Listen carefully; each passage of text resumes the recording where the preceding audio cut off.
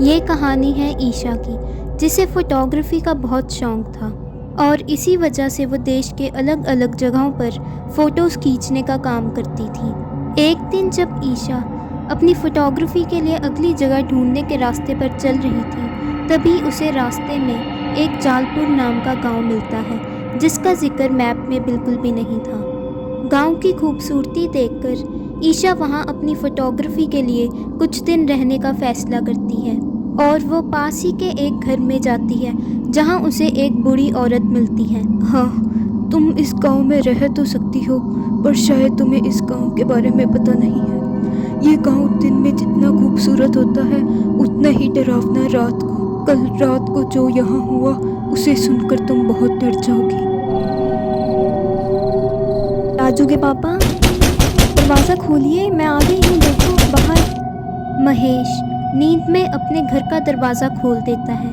महेश, तुमने दरवाजा खोल दिया।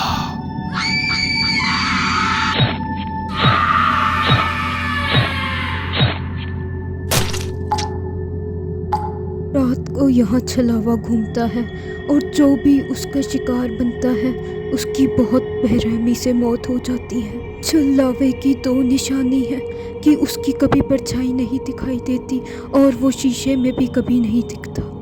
छलावे की बात सुनकर ईशा बहुत एक्साइटेड हो जाती है और अपने दोस्त को फ़ोन करती है। हेलो नमन, तुम्हें पता है मुझे बहुत रहस्यमय गांव मिला है, तुम भी यहाँ पे जल्दी से आ जाओ। कहते हैं यहाँ पे छलावा है। अच्छा, तो इस बार हम छलावे को कैमरे में कैद करेंगे। ठीक है, तुम मुझे लोकेशन सेंड कर दो। मैं कल सुबह आऊँगा।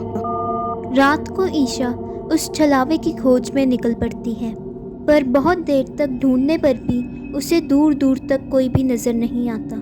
जैसे ही ईशा वापस जाने लगी थी, उसे दूर ही एक आदमी खड़ा हुआ मिलता है, जो ईशा का दोस्त नमन था। सरप्राइज!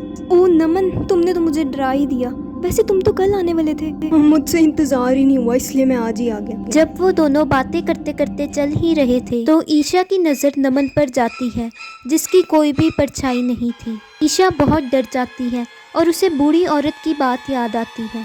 छलावे की कोई भी परछाई नहीं होती। क्या हुआ ईशा, तुम मेरे साथ नहीं चलोगी?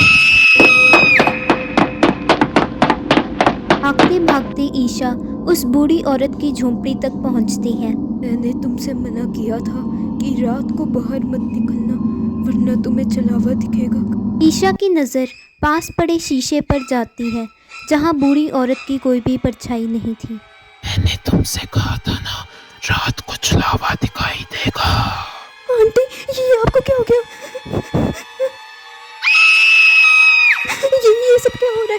ये सब सच नहीं हो सकता। ये गाँव कहाँ चला गया? ये सब मेरे साथ क्या हो रहा है?